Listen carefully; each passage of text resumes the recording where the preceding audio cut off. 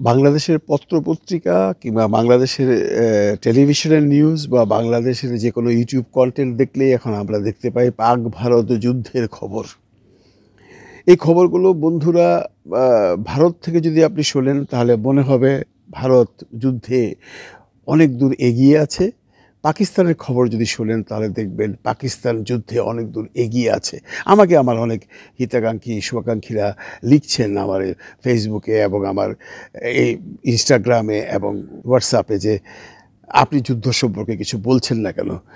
দেখুন, আমি যদি যুদ্ধ সম্পর্কে বলতে যাই তাহলে আমাকে কাউকে না কাউকে ফলো করতে হবে। দ্যাট মিনস হয় ভারতীয় সংবাদ দেখতে হবে, নয় পাকিস্তানের সংবাদ দেখতে হবে, নয় বিবিসির সংবাদ দেখতে হবে, না হয় CNN দেখতে হবে। ভারতীয় সংবাদ এবং পাকিস্তানি সংবাদ দেখে যারা সংবাদ করছেন তারা আমার মনে হয় পুরোপুরি সত্যটা উদ্ঘাটন করতে পারছেন না। তবে বিবিসি কিংবা আপনার CNN-এর সংবাদ দেখে যদি আমরা কোনো নিউজ ফলো করি এবং ওখান থেকে কিছুটা হলেও সত্যতার আভাস আমি পেতে পারি। আমি বিবিসি, CNN, ভারত, পাকিস্তান কোনো দেশের নিউজই দেখতে রাজি নই। আমি সরাসরি আমার বন্ধুদের রিকোয়েস্টে চলে গেলাম AI-এ, মানে চ্যাট জিপিটিকে আমি জিজ্ঞেস করলাম যে ভারত পাকিস্তানের বর্তমান যুদ্ধের যে অবস্থা সেটা একটু বর্ণনা করুন। ওনারা আমাকে সুন্দর করে বর্ণনা করলো আসল ঘটনা কি ঘটছে। এই যুদ্ধ কোথায় গিয়ে ঠেকবে তা আমরা কেউই জানি না, যদিও অনেক বিশ্লেষকরা বলছেন পাকিস্তান ভারতের যুদ্ধ বেশি দিন স্থায়িত্ব হবে না। আবার অনেকেই বলছেন এর মোড় এমনও হতে পারে পারমাণবিক অস্ত্রের ব্যবহারও হয়ে যেতে পারে। যদিও একটা অ্যানালাইসিসে আজ থেকে 6 বছর আগে একজন ব্রিটিশ অ্যানালিস্ট বলেছিলেন যে 2025-এ পাকিস্তান ভারতের যুদ্ধে পারমাণবিক অস্ত্র ব্যবহৃত হতে পারে। জানি না কোন দিকে যাবে। বাংলাদেশি মানুষজন আমরা যারা আছি আমরা বেশ নিদ্রাহীন অবস্থায় আছি, কারণ যুদ্ধ কারোর জন্যই মঙ্গল বয়ে আনে না। পাকিস্তান ভারতের যুদ্ধ যদি লংজিভিটি হয় তাহলে এর প্রভাব অবভিয়াসলি আমাদের দেশে এসেও পড়বে। আমরা কেউই যুদ্ধ চাই না। আমি চ্যাটজিপিটিকে জিজ্ঞেস করেছিলাম পাক ভারত যুদ্ধের বর্তমান অবস্থা কি, আমাকে একটু জানাও। ওনারা উত্তর দিয়েছেন ভারত ও পাকিস্তানের মধ্যে চলমান উত্তেজনা 2025 সালের মে মাসে চরমে পৌঁছেছে, যা 23 এপ্রিল পহেলগামে সংঘটিত এক সন্ত্রাসী হামলার পর শুরু হয়। এই হামলায় 26 জন নিহত হন, যাদের মধ্যে অধিকাংশই হিন্দু পর্যটক ছিলেন।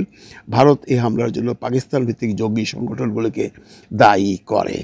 ভারতীয় প্রতিক্রিয়া অপারেশন সিন্ধুর 7 মে ভারতীয় অপারেশন সিন্ধুর নামে একটি সামরিক অভিযান চালায়, যেখানে পাকিস্তান শাসিত কাশ্মীরের 9টি স্থানে বিমান ও ক্ষেপণাস্ত্র হামলা চালানো হয়। ভারতের এই দাবি এই হামলাগুলোর লস্করিয়ে তৈবা জশ-ই মুহাম্মদের ঘাঁটিগুলিকে লক্ষ্য করে পরিচালিত হয়েছে। ভারত এই অভিযানকে সীমিত ও প্রতিরোধমূলক বলে উল্লেখ করেন। পাকিস্তানের প্রতিক্রিয়া পাকিস্তানি হামলাকে যুদ্ধের স্পষ্ট ঘোষণা বলে অভিহিত করে এবং প্রতিরোধের ঘোষণা দেয়। পাকিস্তানের দাবি অনুযায়ী তারা 5টি ভারতীয় যুদ্ধবিমানগুলি করে ভূপায়িত করেছে এবং একটি ভারতীয় ব্রিগেড সদর দপ্তরে পাল্টা হামলা চালিয়েছে।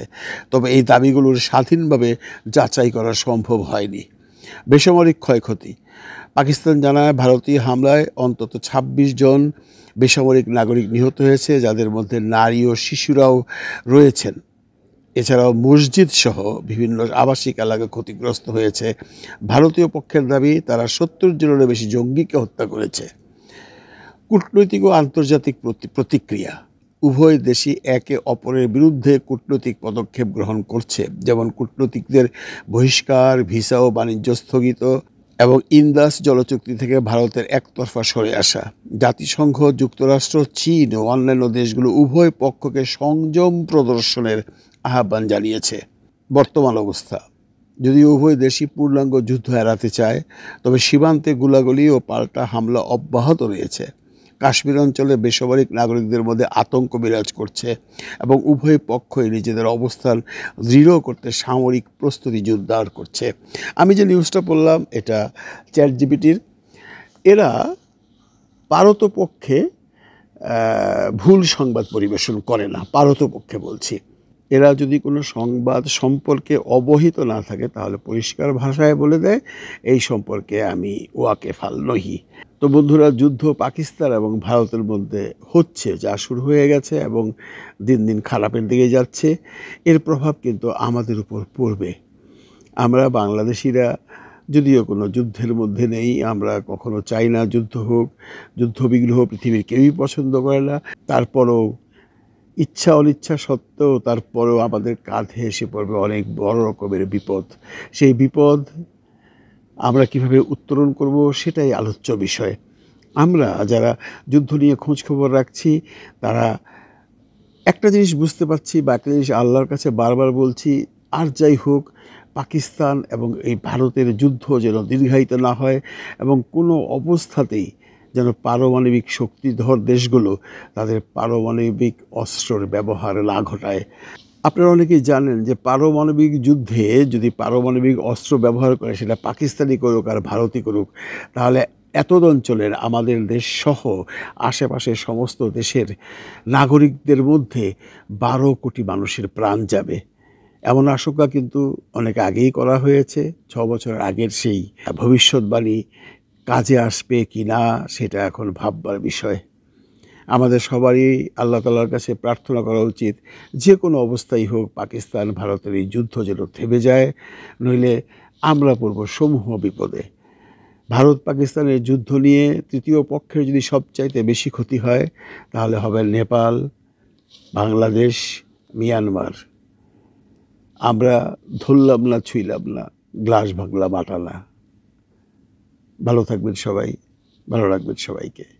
খোদা হাফিজ।